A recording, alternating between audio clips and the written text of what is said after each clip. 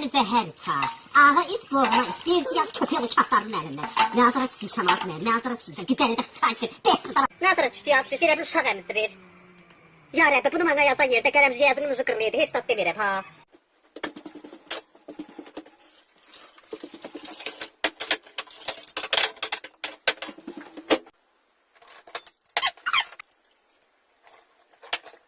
Asa limon sarayım mı?